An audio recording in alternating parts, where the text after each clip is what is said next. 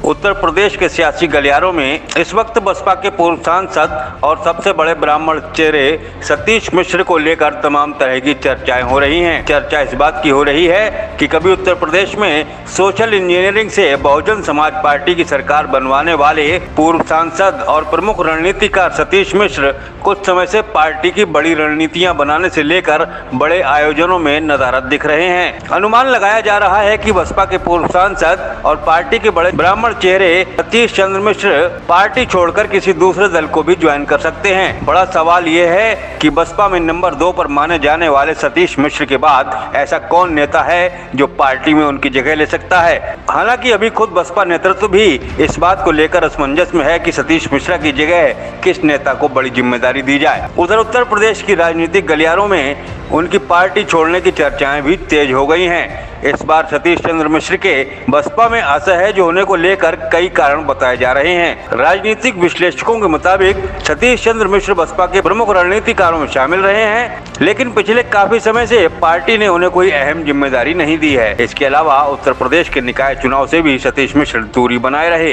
निकाय चुनाव में बसपा के पूर्व सांसद सतीश मिश्र अपने पोलिंग स्टेशन पर वोट डालने भी नहीं गए। ऐसे तमाम घटनाक्रमों के बाद उत्तर प्रदेश की सियासत में कहा यही जा रहा है कि बसपा और सतीश मिश्र के बीच में सब कुछ बहुत सामान्य नहीं चल रहा है। अब सबसे बड़ा सवाल इसी बात को लेकर हो रहा है कि अगर बसपा के कद्दावर नेताओं में शुमार किए जाने वाले सतीश मिश्र पार्टी में असहज महसूस कर रहे हैं तो क्या वह कोई और पार्टी ज्वाइन कर सकते हैं। राजनीतिक हालात और बसपा में अंदरूनी उठापटक को देखते हुए यह बात बिल्कुल स्पष्ट होती है कि सतीश मिश्रा का बहुजन समाज पार्टी में अब वह कद नहीं दिखता जो कभी 2007 से 2012 के दौर में दिखाई देता था। 2007 में मायावती के बाद दूसरे नंबर का सबसे बड़ा चेहरा सतीश मिश्रा ही हुआ करते थे, लेकिन बदलते वक्त और बहुजन समाज पार्टी के गिरते सियासी जनाधार के चलते धीरे धीरे मायावती के बाद उनके भतीजे आकाश आनंद और उनके भाई का स्थान पार्टी में ऊपर होता चला गया और एक वक्त आया जब सतीश मिश्र पार्टी में चौथे नंबर के नेता कहलाए जाने लगे। अभी सतीश मिश्र की बसपा में तूती बोली जाती थी, लेकिन एक वक्त ऐसा आया जब उनके ही सबसे करीबी नेताओं को पार्टी से निकाला जाने लगा।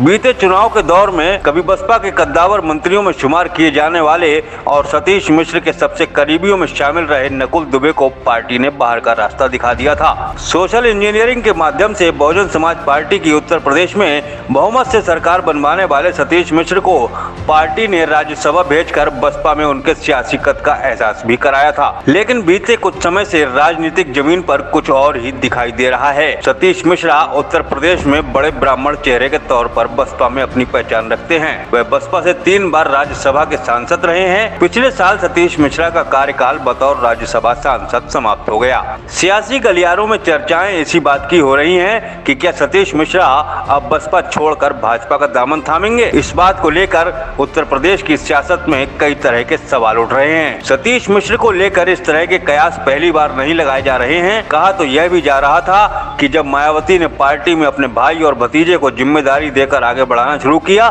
तब भी सतीश मिश्र के पार्टी छोड़ने को लेकर कयास लगाए जा रहे थे। इन सब के अलावा एक कयास तब भी लगाया गया था जब पिछले साल अप्रैल में सतीश मिश्रा का बतौर राज्यसभा सांसद तीसरा कार्यकाल समाप्त हो गया था। सियासी गलियारों में तब भी इस बात को लेकर चर्चाएं हो रही थी कि सतीश मिश्र बसपा छोड़कर भारतीय जनता पार्टी या किसी और पार्टी का दामन थाम लेंगे। हालांकि ऐसा कुछ नहीं हुआ।